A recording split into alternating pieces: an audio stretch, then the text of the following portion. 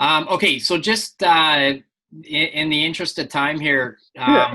let's get rolling. People usually trickle in, um, and but people are probably on some kind of a clock. Chris Yeah, that's Cromwell cool. just let me know that he might have to jet early. That's cool. So maybe if Chris has a question, he can go first. But anyway, I'm super excited to have Taylor Reid join us this morning. And Taylor, we usually get quite a few people who tune in after if they're working right Oh now yeah, or no something. problem. But Taylor, when I think of Taylor Reid, I think of like you're one of the biggest characters in the sport. You're a funny guy. You're sort of pretty lighthearted. And when I think of you, I always think of a guy who's just having tons of fun being a Yeah. pro and competing. And that's pretty cool. Now Taylor came to the Victoria 70.3 last year, and he and another guy named Mikal stayed at our house, and my kids just had a great time with Taylor. And so anyway, Taylor's had an amazing career as a pro. Obviously, it's not finished yet, Far but from it. Haven't he even touched Ironman yet. that's right. He hasn't. Yeah, that was actually going to be one of my questions, but we won't. Yeah, we'll bring that Anyway, up there. so he's won I think 370.3 titles, but been on the podium dozens of times. He's actually the Canadian under 23 champion from years ago. So you've had quite an amazing, I think, career, and as you said, it's not over yet. Ironman's Yeah. still got lots of years there. Yeah. Um, That can and be like until I'm 40. Like that's another 10 years if I really like play my cards right and don't get injured and like the like whole system comes together. It is a job, so it does have to make some kind of money. But yeah, no, it's a lot Totally. of fun. Yeah. So, among other things, the other thing I find neat about your journey is when you're very young, you're diagnosed with dyslexia. And Yeah. so you've made that part of your mission and campaign to bring awareness and maybe even raise some funds for that cause as well. Yeah, it's been Um, pretty neat. Like, there's not really any true group per se in the like dyslexia side. So I've like talked to Dyslexia Ontario and like a few other spots and like basically tried to go do talks and stuff like that. But yeah, it's really interesting. Like, I've done a bit of research and seeing how like basically a lot of dyslexic kids actually end up gravitating away from team sports. So like I started with some team sports like soccer and stuff like that, but it's a bit of the self-esteem thing. It really goes hand in hand with individual sports where you can actually build on yourself and just like there's a cool mix I found of like delayed gratification that really played hand in hand with professional sports, especially individual, and also schooling. So I've always had to like work that little bit harder or plan that little bit more long term to get a final result in school. And that also played out well in sports. And then sort of they balanced each other in like basically understanding the work ethic to actually get something that you may not see the actual result for years. So that was pretty neat. yeah. Yeah. That's cool. Yeah, and so you have your own history in sport is quite varied, and I think Mm-hmm. you're still, I want to say, of the generation, because you're certainly quite a bit younger than I am. But when I was coming up through the sport, everybody came from something else. Nobody was a triathlete to start, and Mm-hmm. now, particularly the young kind of up and coming World Cup athletes, they really do Yeah. start as triathletes, which is a Yeah. pretty huge advantage. Now, I came from various different sports, and I think you did as well. Like I was reading your bio, and I don't think you did your first triathlon until you were about 16. Is that right? Yeah, about then, yeah, like 16. I might have dabbled like the occasional like local try that like our club C3 put on, but Yes. really I only really took it seriously until I was 16. And like I was probably at the beginning edge of when people were actually starting to take it serious when they were super young. Like my really good friend Johnny Rasmussen, who's Hmm. actually out in Victoria with you somewhere. Yeah. He started when he was like 6 kind of deal. So I was like the beginning of like the wave of people actually starting as triathlon. But yeah, like you said, I was all over the map. Like we started in soccer, like most kids. I was a huge mountain biker with my family when I was super young. So got a lot of skills and development there. And then eventually just picked up running through like how everything shook out. And luckily Barry was my sort of mentor, the first real coach I had. And he, like, so you can argue rightfully so, said like, you don't really have a career beyond college in running, but you could have a serious career in triathlon. He's a big pusher of triathlon, but it played out, and it probably is relatively correct. Like if I'd gone straight into running, there's a sliver of a possibility I would be a pro, but not as big as I did in triathlon. So I'm really glad that he was part of my life and still is. Yeah. Barry comes up all the time. I mean, that guy's been part of everybody's career, I think, at some point. Yeah, and, he's touched almost everyone in Canada. Yeah, it's crazy, and it's amazing. And the longer I hang around in the sport, the more appreciation I have for a guy like Barry, who's just, I mean, ever since I started this sport, he's been like just a champion of the sport, and continues to be. I mean, I see all the stuff he's still doing, and I mean, he really has been one of the biggest catalysts for the sport. He definitely, like, he's been always like everyone's career, he's been somehow in the behind the scenes to help grow it, to like all the way back to Simon. Like he had some kind of hand in the development of like almost every triathlete in Canada, you could almost say, starting at like around Simon's era, which is pretty crazy. Yeah. Well, actually, no, it actually precedes Simon's era a long way. He was, right in the thick of it even way before that. But obviously a big part of that journey as well. And I mean, I remember even in the mid 90s running in C3 gear. Yeah. I found some you're in the area. Yeah. I found some old pictures of me in like a red Speedo and a red tank top and yeah. So that's neat to know he's continuing to have a big influence. He's got a whole new crop of juniors too. Like, so he still is developing the young kids, which is nice to see. Yeah. That's awesome. That's cool. Yeah. Anyway, so we'll kind of, people can jump in with questions, and but I always have a few on cue. I don't know if Chris, if you have one. If not, no worries, I can jump in. But I see you poised. Go ahead, Jazzy. Go ahead. I've got a couple, but I'll wait. You can get. You gotta get ready. Going. So, well, my first question is, for Taylor is around where you see your career projecting from now. So obviously, you've been through the whole gamut. You seem to be following the trajectory that so many do. And so Ironman, I know you did one last year. Not so hot. But you know what? Gotta start somewhere. Yeah, you gotta start somewhere. And so whether that indeed is part of your plan. What do you think? Like, I would say this year obviously is the strangest year that we're probably going to have in our careers. Possibly it might bleed into 2021, but there's no point in really speculating on that. But essentially this year is really a lot about making sure we find the enjoyment in the sport. We're doing a lot more sort of small, low-key things like time trials. We've got a very strong crew of like myself, Cody Beals, and Jackson Laundry, and a few others, all within like the city of Guelph. So we train together. We're going to do some tiny, like, sort of personal races just to keep ourselves motivated. But with all that, I just can't put an Ironman on the docket this year. It would all have to be focused on 70.3s if there are races, because I know that that's my strength, and I can race multiple times. So if we get a very short window of racing, I don't want to roll the dice on an Ironman. But I think if things keep playing the way they are, I could see myself giving it another shot down the road.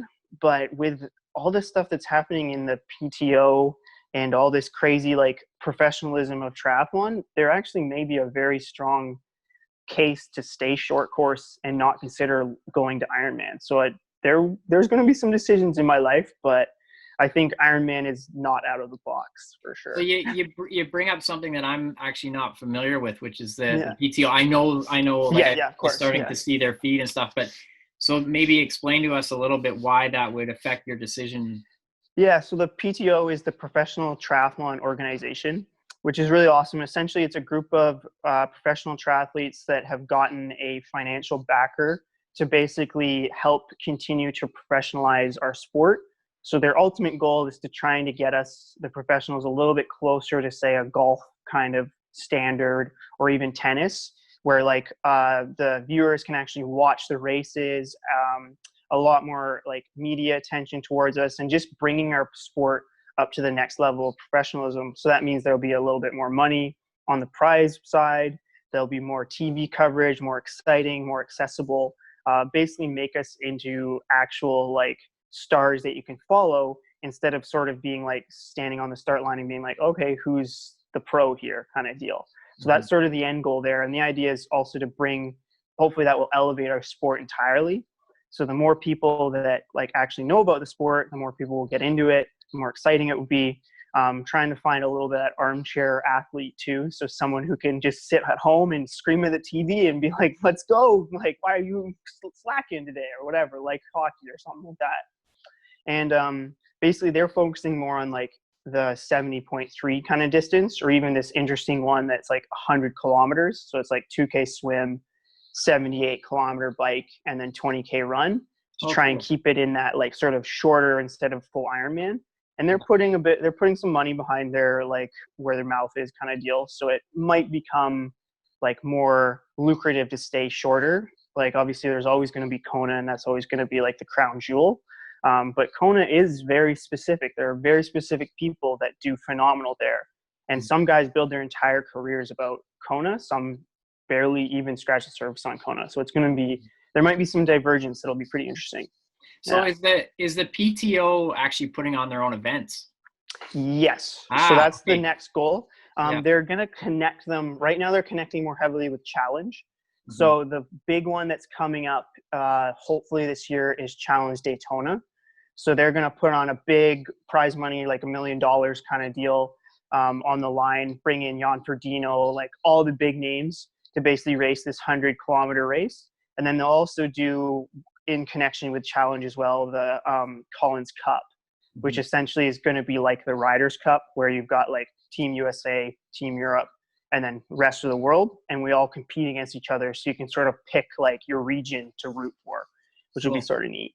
Yeah. But I don't know if they're going to branch off entirely and be like, this is the PTO series. Right. I think they're going to try and piggyback with like other series, because they want to grow the sport as a whole. They've even tried to buy Ironman actually, but Ironman didn't want to go there. Instead they got bought by someone else. Right. That's ambitious, because last I heard that was up around $1 billion, that one. Yeah. So you need some pretty deep pockets to make that purchase. They've got some Silicon Valley connections. I don't know, man. It's crazy. Yeah. Well, that's great. I mean, anything that kind of advances the sport, so their focus, it seems, primarily is with the professionals, but obviously they must it sounds like their motivation is to like you've got the professional athletes, but then to also make a fan base, like make exactly. So like, I guess where it comes to the age group is it gives you the access to actually view a professional race instead of like standing on the sidelines or maybe seeing like one race a year. And then also like, hopefully that just gives you the pump up, and they're trying to just give you more access to the professionals. So it's pretty neat. And they may add some, like, I don't know what their goals are for age group like races and stuff like that, but the whole point is to elevate the sport on a whole. Well, that's really cool. That's great that you're well, it sounds like involved in some way, and hopefully it'll just raise the level of everything. So it's pretty cool. Great. Cool. Chris, do you want to jump in there? Sure. Okay, thanks for doing this. Oh, no problem. Question for you, just out of curiosity, like as a professional triathlete, I follow a lot. I follow you, and I follow many people on Instagram. Do you guys have support, or have you personally put thought into sort of your own personal brand and how how you want to come across to, Yeah. I guess, your fan base, and so that may influence sort of, Yeah, partners exactly. you go after and the kind of stuff you post. Yeah, totally. Like the social media side of it is almost like a completely separate job. So that was definitely one thing as I grew, I had to like develop, was my own kind of like brand, your image. Like there are some triathletes, like I can't remember who it is, but she's the like Xterra multiple world champion. I think she's the Triathlete girl, and her brand is like all the badass, like she swears a lot, like she's super cool. But like I'm not that. I'm not going to swear on my social media kind of deal. So it's like I lean a little bit more towards the clean side. But then I also like to be a little bit rough around the edges, because like I'm doing all my own filming. So it's like a lot of it's raw, whereas you got maybe someone a little bit more like Lionel or Jan Ferdino, who's got a professional photographer front, like following them around to make it very, very clean. So yeah, like the more professional you get, the more you hone your own brand, your image. Like part of mine's like I have a mohawk like that I basically rock. I've rocked for my entire career. So it's sort of like that's part of the image. Like yeah, so it's interesting how much like the successful guys actually are businessmen in their own right, because in its own way it is a small business. Like we're not just paid to show up and race. We actually have to talk to sponsors, find out who fits with our brand. And it's not like hockey or football where we can just roll in and be like, please pay me $500,000 to do like quote unquote very little. It's like we have to do a lot for what we get. And yeah, but it's all part of like learning it. And we also try and teach the younger kids like who are coming up. We don't really try and keep it closed doors. That's the other thing we really like to do. Yeah. It's interesting because I think that athletes like who are more independently, a triathlete, for example, doesn't have the same funding as a pro hockey player, for example. Exactly. And yeah. so it seems to me that you need to put more thought into that side of things, whereas a hockey player probably doesn't. Well, You they open the wouldn't dressing even room need before social media media. go in. Exactly. Yeah, they wouldn't even need. That's the other thing too, is hopefully with the PTOs we actually have an avenue to funnel our media too, because right now we're not only the athlete, but we're actually also the media crew. When you think about it, like the way you find out about the race, how the race went. Yes, Ironman has its feed, but if you really want the inside scoop, you're going to go to one of our like social medias, listen to our race report or something like that. So hopefully we can build even a better, like instead of us having to run our own media, someone else is there to actually give you the full race. And then you can dig in a little deeper if you want to with a specific athlete. So that would hopefully like really up the level. Because that's the other thing that the hockey players and the football players, or even the F1 drivers, like their social media is not focused on their sport per se. It's focused on their personality, because they've got someone else covering the sport. Like you're not going to go to Sidney Crosby's Instagram. He doesn't actually have one, to follow what the hockey game was like. You're going to watch the hockey game. You're going to go to Sidney Crosby's Instagram because you like Sidney Crosby and you want to see what he has to say about a certain thing. Yeah. So yeah, it's always evolving, but yeah, it's definitely a bit more businessy. Yeah, for us. Yeah, no, it must be, that'd be fascinating. It's interesting. Yeah. And it's cool. Like, even within our little group of like us three, me, Cody, and Jackson, we each have our own like take on it. Like Cody gets super stressed about it. Jackson just throws stuff up. I'm like sort of in the middle, and it's like it's really neat to see how everyone sort of handles it too. But yeah, pretty much 90% of the guys out there are pretty genuine anyway. Yeah. I would find that personally probably the most challenging thing of being a pro these days. Like I kind of was getting near the end of my career when all of that was starting to become big and important. And I think if I would have to sort of retrain my brain, or I'd have to really dive in with that stuff, like consciously. Cause I, prior in the back end of my career, like you'd write a blog post. That was kind of the extent of it. Yeah. And now you have to manage like probably Instagram, Twitter, Facebook, So you have to manage those platforms. You probably have to write a blog post as well, but also you have to capture all your own media. And I've said this, with, a few of the guys I used to race with were kind of the old grumpy guys. But we talk about that a lot. And we're like, I can't imagine having to stop in the middle of a workout and actually film a shot, because we'll see footage of athletes from their workouts. Or like, whatever, I can't believe they even take a camera on a workout. Yeah. Like, we didn't take anything. We didn't take cell phones. We didn't take anything when we trained. And now, but we sort of like, we grumble about it, but it's so necessary now if you want to have success financially. You have to play that game. Well, there some sponsors won't even touch you unless you've got 20,000 followers. Exactly. Like, you can argue, and like, that's where they probably are not a valuable sponsor if that's all they value. But there are some that like do value you on your straight up numbers of what your social media is, which is a little bit ridiculous. But like, I carry a GoPro like on almost every single bike ride. On any easy ride, it'll be like a run, I'll like hold on to it just because I can get a shot.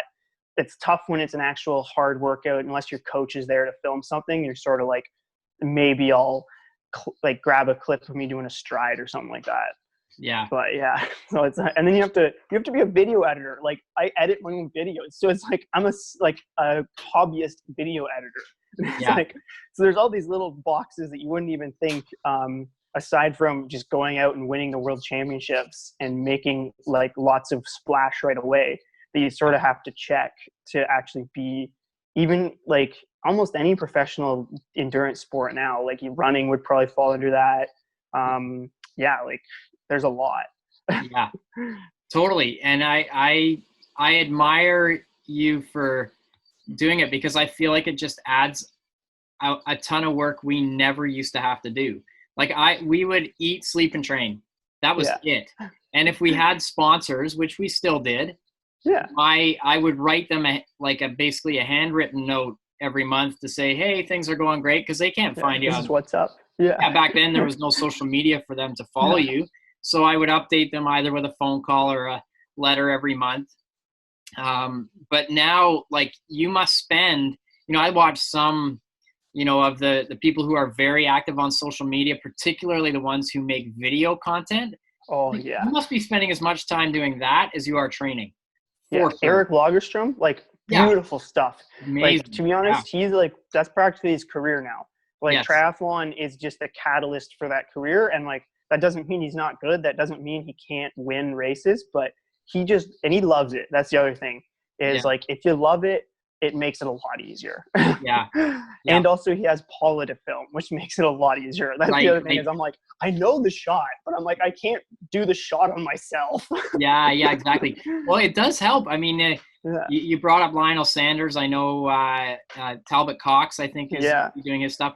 But there's other great examples. So Lindsay Corbin's husband, Chris Corbin, great guy and really talented in the media department. Just gets incredible images of her. And their social feed is beautiful. I mean, I like, whether you like triathlon or not, he gets amazing images. And that's just such a big part of it now. And in the old days, or in the big pro sports, Chris, who asked you the question there, he works with big pro sports, and like, they usually have like, that side of it sort of taken care of it for you, right? The cameras are always there. It's like networks doing stuff, and but it is for sports that I would consider the lower income sports, which triathlon falls into. Not the big pro sports. Like, you have a whole other job on your hands that would be quite challenging. And it's pretty interesting. Like, I've also developed this interesting, like, not exactly self-confidence, but the ability to sell, because you have to be able to market yourself to a sponsor. So you can't just send them an email saying like, I am a professional triathlete. Here are my results. Pay me this much money. It won't fly. You have to be like, hello, this is what triathlon is. This is my results. This is why I'm a good fit for your company. And then you finally get to sort of, if they're interested, negotiate a possible contract. Right. So it's an interesting, and like, I went into sales, like as a sales rep like for tail end of last year. And like, it actually sort of like funneled in pretty well. I decided to like drop the job just because triathlon was going so well, but it was just an interesting sort of, I was like, wow, I like actually have developed skills that like work well in the real world. Yeah.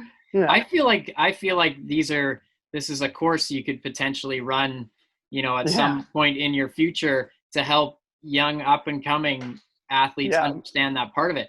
Because I think that should be part of the education for younger athletes is 100%.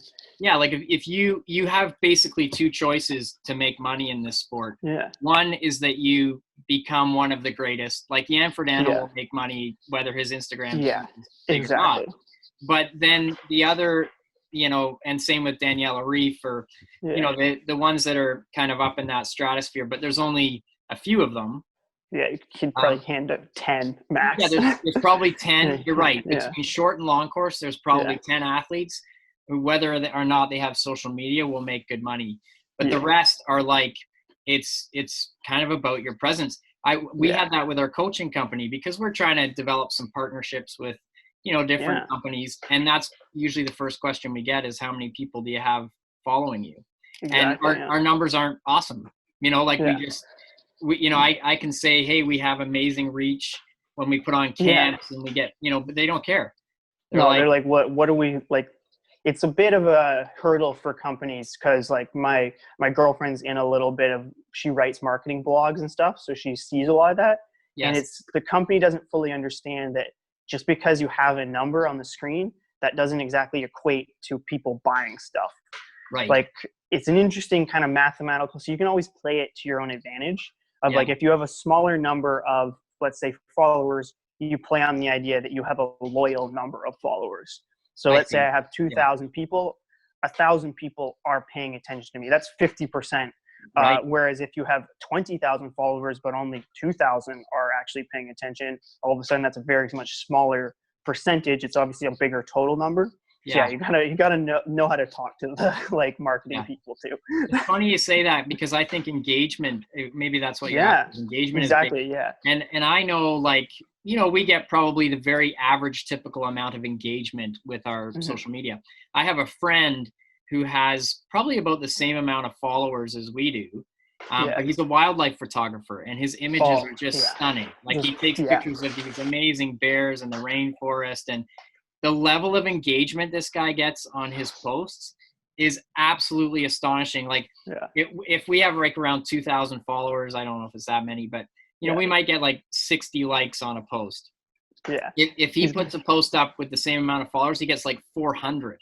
Exactly. Like that is a massive percentage of people who are actually paying attention to his feed and like really engaged. So anyway, I don't know what I'm trying to say there other than what you just said. Yeah.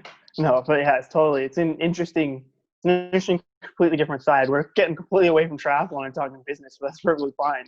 Yeah, no, but I'm glad we are because I think that's such a big part of it now for the pros. And the interesting thing too is like the younger you can tell someone this too, the more important it was. Because like there are opportunities that I've missed hardcore. Like I was the national champion like in 13 and I had no idea what to do with that.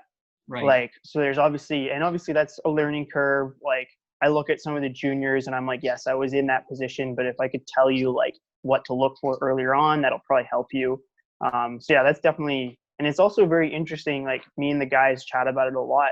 The difference between ITU and long course. Like the ITU guys have the government funding. So some of them are not as quote unquote, you could say business savvy. That's generalizing. Some of them are very business savvy, but then once you flip over the long course stuff, you got to be business savvy or you're cooked. Like if you want to make this your only career, you have to understand that sponsorship side of it because you don't get a government like even if you win Kona, you don't get a government stipend of any kind, and like that's fine. Like we're not Olympic stream, that's totally fine. But it's just a completely different world. And like once you jump over to the longer course stuff, it's business. Like we basically say like Olympic is sort of the government kind of job, and then Ironman is the straight up like capitalist business world. Yeah. I find what balance do you feel like you have to strike between on your feeds kind of being real versus like, you know, I feel like some people post stuff just to get attention, so it might not be quite the real thing, you know, it might be a bit staged, it might be what are your thoughts on that? I don't like it, so I usually am real. Like, even like I did a fun one a couple weeks ago. I only put it in the story, but I was like, I'm taking a week off. I was posted like, does anyone want to see non-triathlon stuff? And we got an overwhelming like 95% saying yes, non-triathlon stuff. So I posted about my canoe trip. And like something like that. I posted about my like hobby of painting little model people. And like I didn't lose followers, so many people didn't dislike it, but it was just a change of pace. So there's that like underlying like what Taylor really does on the side that people don't probably really want to see. Like they don't want to see a picture of my little painting dude every day. They want to see a picture of me training. So I have to keep an eye on that. But at the same time, I'm not going to go out there and like basically go do an epic workout just so that my social media followers are like, oh my God, Taylor did this. It's like, no, I'm going to go do the workout I was going to do and just be like, that was what I did. Like, if you really want to see what's epic, follow my week schedule and do that for 2 years kind of thing. Right. Yeah. But then there's obviously like the fun stuff that even although it's like my 5K TT that I did a couple of weeks ago, like that was planned, but it got the most like interaction out of like the last stuff I've posted in a couple months because people were like, this is wicked kind of deal. Yeah. But then there are guys who like spend a lot of time, like 3 hours even like sculpting this perfect picture that's like been taken by their pro photographer, the words they want to use. I'm also like, I have to technically spell check because I'm dyslexic. So that goes through my girlfriend to make sure I don't make any huge mistakes. But so there are. Sorry, go ahead. I was just going to say on that note, like, who are the people that you like following on social media, whether they're triathletes or not? Like, do you have a few that you're like, I really like following this person? Like, like if we look at the overall, like who I really like to follow, like Peter Sagan, he's very, very like clean cut and like he doesn't even do his own social media, let's be real, but he's a lot of fun just because he does some funny, cool stuff. I'm a big fan of Nino Schurter just because I love mountain biking. I follow both of those. Yeah, exactly. Like just shredding it in the triathlon spectrum. Like, to be honest, I don't do a lot of triathlon on my social media just because I need to put on the blinders a little bit. So when I started to like click a couple of the like things that I like outside of triathlon to make sure I don't have all triathlon, but like probably Jan Frodeno's pretty good just because he's a cool dude, like in the general of it. Lionel's okay. The last one that he did, I wasn't super a fan of. I'm like, I don't really want to watch you run on a treadmill for an hour. Right. As cool as that is, I'm like, go outside and do a workout and I'll watch that whole workout. You're doing a treadmill workout. Sorry, bro. No. Like, and then like to be honest, a couple of my close buddies like Jackson and Cody. The funny thing is like we all do it, but sometimes you have to mute someone just because you're like, I've had too much of them. I need a little bit of a break. And like, there's this interesting like mental game too, I think that is played on social media.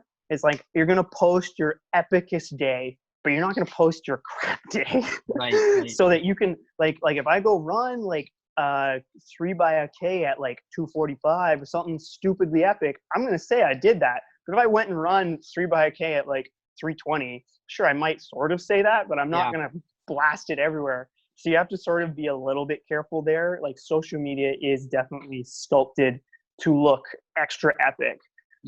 But also like when you get that like raw picture of just someone who's cracked, like that also adds like a huge amount of like people really like that.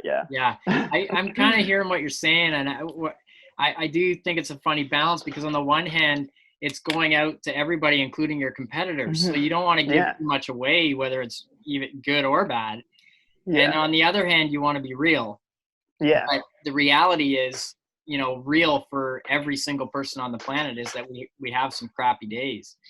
Exactly. I feel like that would be such a weird fine balance. And then also we also live in a time where you have to be quite mindful of what you put out there. Like, Yes. you can't, I think sometimes, we might put stuff out there to get attention, but we might also get a lot of backlash if we put something inappropriate or haven't been sensitive in some way. Certain issues. Yeah, exactly. Yeah, I think it's a challenging landscape right now. And I think the more robust your following, the more that is true. And I think you could get sucked down into this rabbit hole of social media that would, could ultimately take away from the end goal, which is to win races, hopefully. Yeah. I think it was Simon Whitfield had a good comment. It was like, the people that talk the most are usually not the ones that are winning. Like, so it's like, just like sometimes just shut up and race. Yes. Like, yes. I love that. yeah. It's good. It's And true. like, I was like, Simon Whitfield had some good stuff for sure. Yes, totally. Sometimes, being quiet, but letting your actions speak. Yes, speak is good. The best way. Yeah. You kind of, unless Chris wants to jump in, I don't want to keep taking up all the airspace here, Chris. If you had No, I was just thinking. I've got just this most random question, but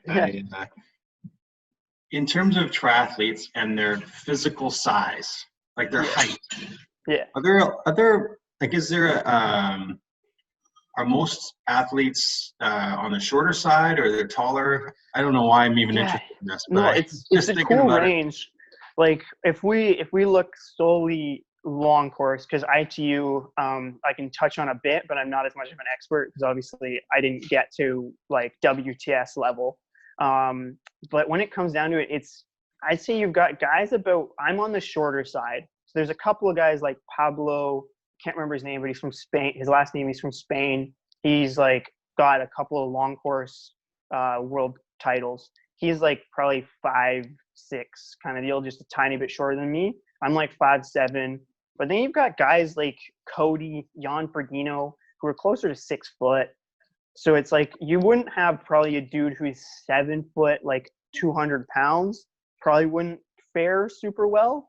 And also a guy who's technically like, let's just say 5 foot and just can't push out watts on the like flatter courses. So it's this interesting balance of like, there's guys who are shorter and run way faster, and then guys who are probably taller who might bike faster.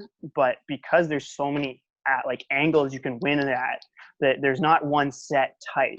But obviously like everyone is sort of always leaning towards a bit leaner sides. You'll never see like the big tank man. But then again, you've got Lionel, who's like built like a brick house kind of deal, or at least he was. He's leaned out a little bit.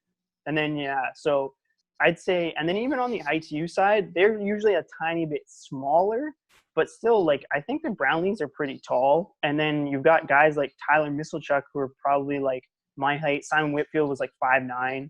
So it's a huge range. It's not sort of like the hockeys that you need to be like 6 foot or above because you get hit kind of deal. So that's always interesting. Yeah, it's a very open kind of sport. And even in cycling, like, you've got your own there. Everyone has their own specific like area. So you've got the smaller climbers, probably a bit bigger if you're a domestique or a sprinter.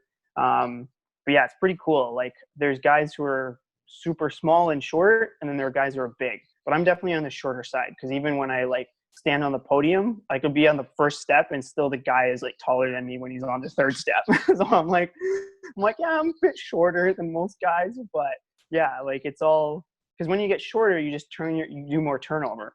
Like, so it's like my turnover might be say 100 kind of deal, whereas like someone who's 6 foot would be like 90. Yeah. Cool.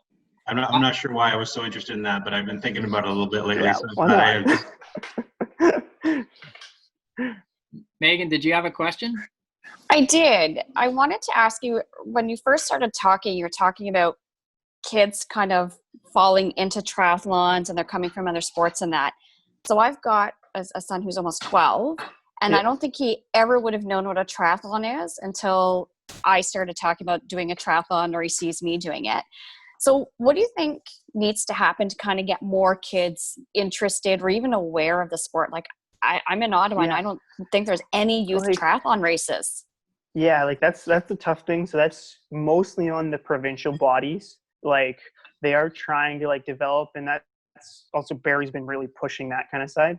But I do think if we see a more professionalism, aka if triathlon's all of a sudden on TV, like hockey, and there's like the stars that kids want to like look up to and be like, I want to be like Jan Frodeno, let's say, like someone looks up to, I want to be like Sidney Crosby. That could be a big change for the like sort of next generation. So that'd be really cool. But yeah, it is still a like niche sport. And to be honest, like I wouldn't throw kids into it super young either, just with the burnout rate. Like when you really think about it, if you look at swimming, let's just say, like swimmers, they start at like 8. And a lot of them are like cooked by the time they go to high school, university. Like the number of university swimmers that once swimming's done at a university will never touch swimming again is crazy compared to say running or cycling. Like obviously swimming is an interesting one because it's boring because you're in a pool, but like still they can still love it. Like a lot of them go in and do their own like different fitness activities, but I think it is a fine balance between like starting them young and making it fun, but not starting them too young and making it serious, for sure. But I do agree there needs to be better avenues to sort of like start kids at it and get them excited. And I think like we need a better youth program in the province and in Canada. And then I think also we need to get it like to the point where there are superstars. Like I can guarantee you after the Olympics, and if knock on wood, Tyler Misselchuk crushes it, there's going to be a massive wave of younger kids who want to race just because they saw this idol who came out and showed them that Canadians can win on the global stage. And that's the same thing that happened with Simon, is like there was a big influx of kids who all of a sudden saw Simon winning all this, and then they wanted to get into triathlon. Like that's probably one of the seeds that did start my own interest in it. So it's pretty neat. So I do think there's a professionalism that we really want triathlon to grow on the side of kids. And then also we need to just develop a better program. And that is on the provincial and national level, but even like clubs, like, and usually is brought in through parents anyway. Like my parents were athletic. I was the one who technically brought my parents into triathlon, but they set me on the path of like endurance sports. Yeah. And do you think with the big layoff that we've all just had, like, do you see triathlon kind of being able to recover from that? Or do you think, I know there's going to be like some small races, be it triathlon, running, and that just aren't going to survive? Or like, do you think that triathlon's going to be able to? I really hope so. Ironman's going to be the big question mark. Like they are a business. I would assume that they're going to survive and we will see races in 2021.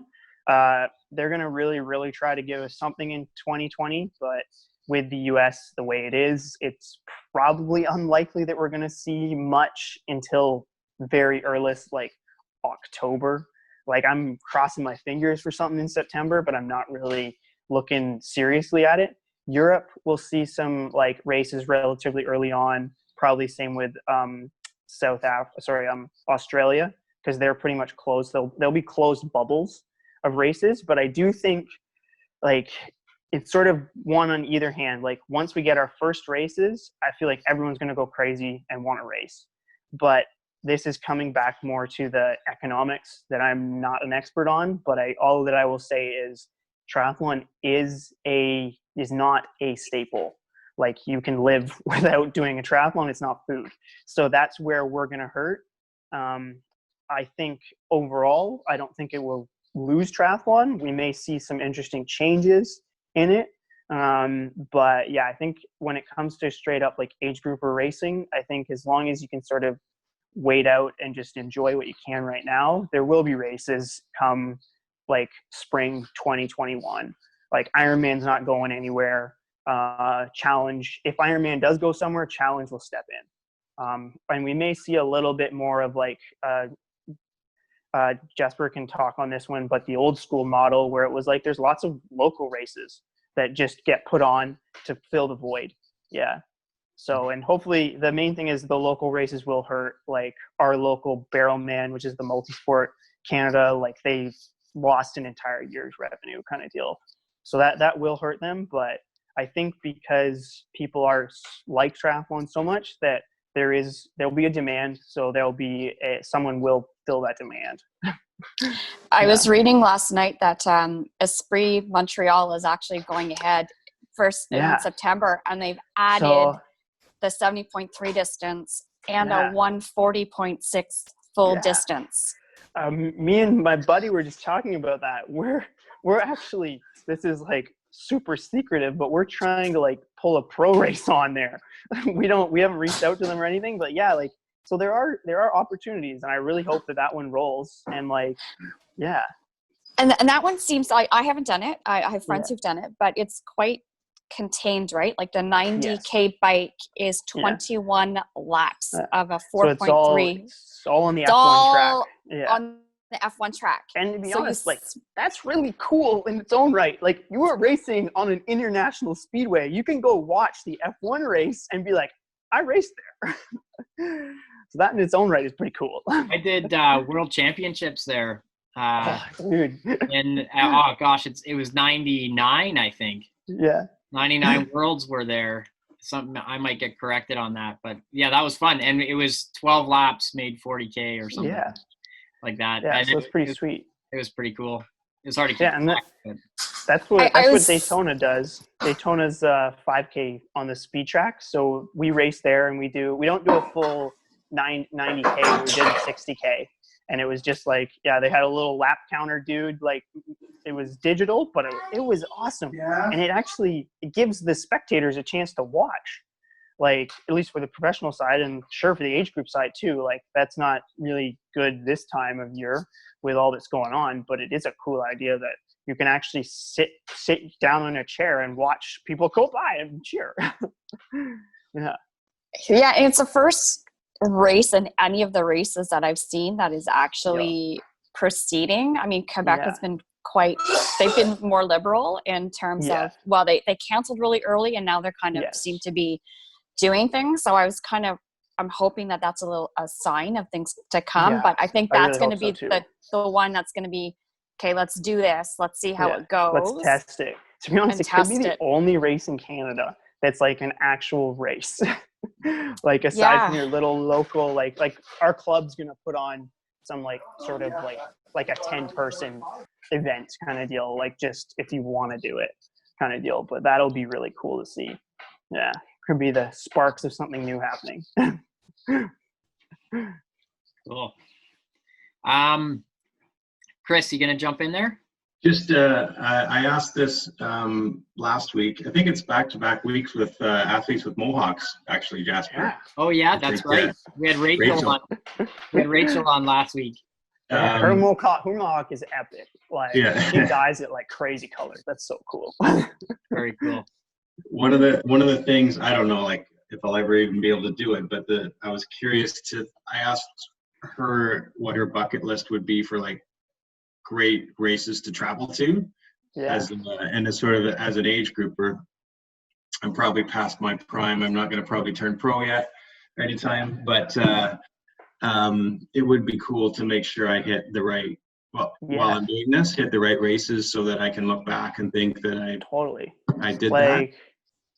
My top list, like obviously, actually like the Esprit and Daytona, depending on how like much of if you're a motorsports fan, fucking amazing. Like very cool.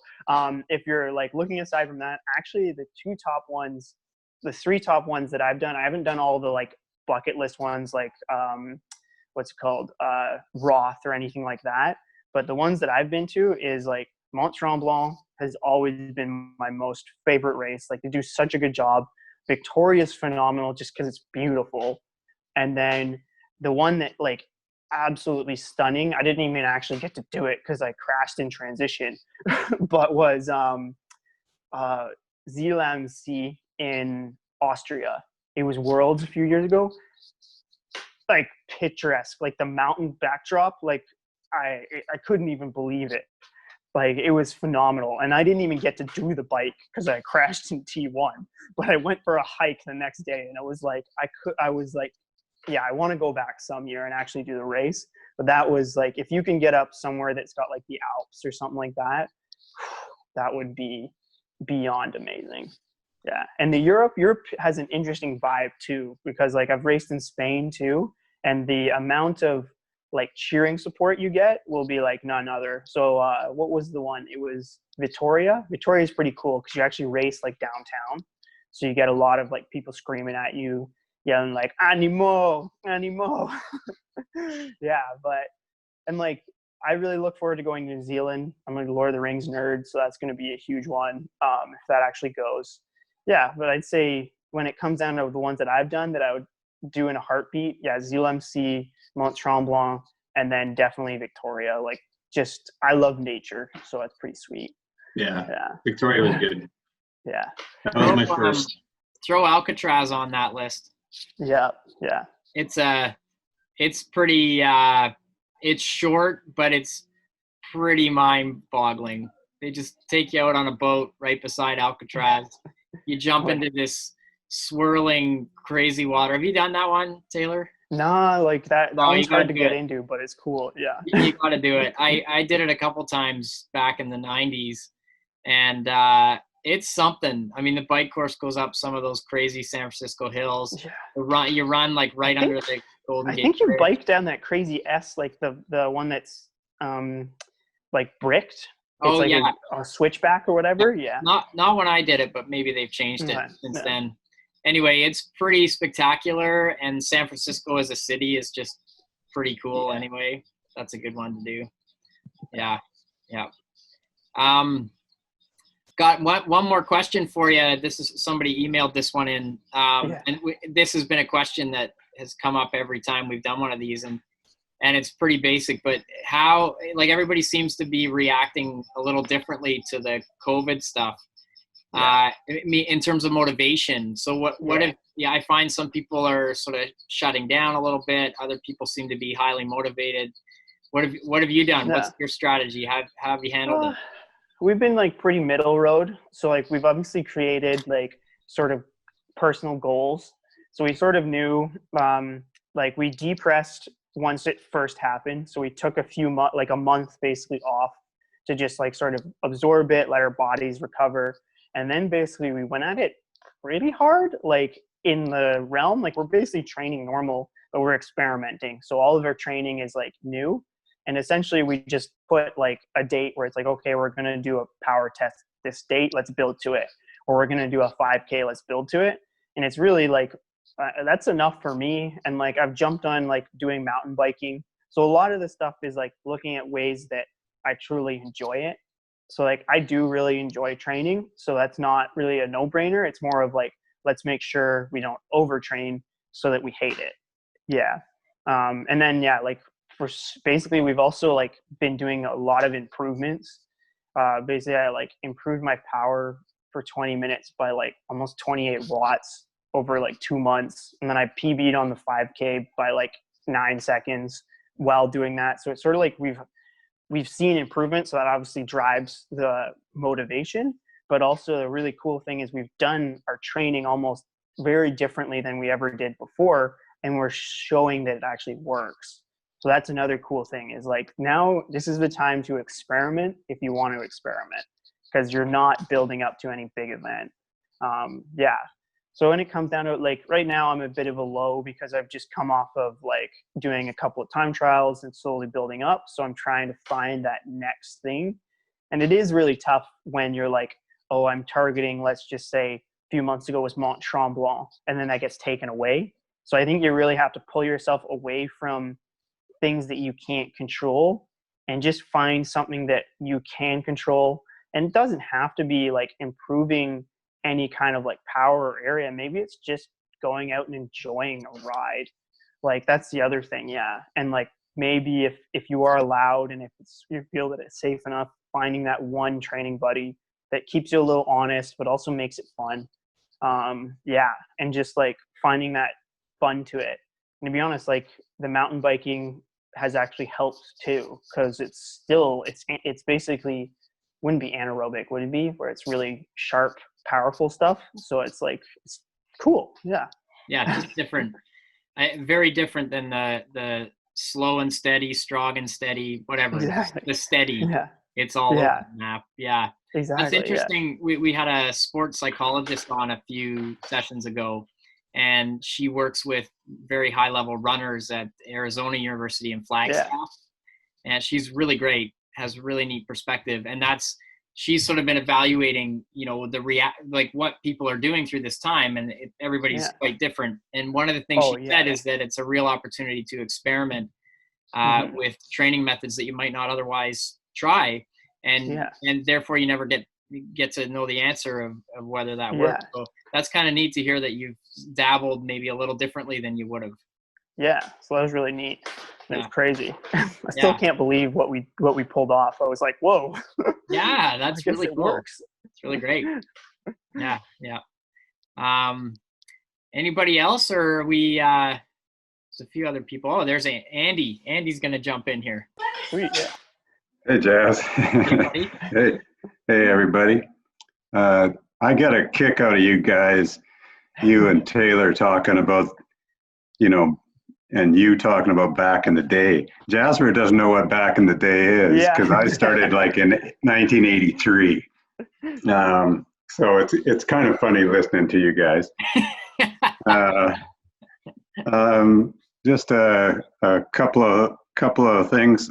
I kind of wanted your view on the cleanliness of the sport as far as doping.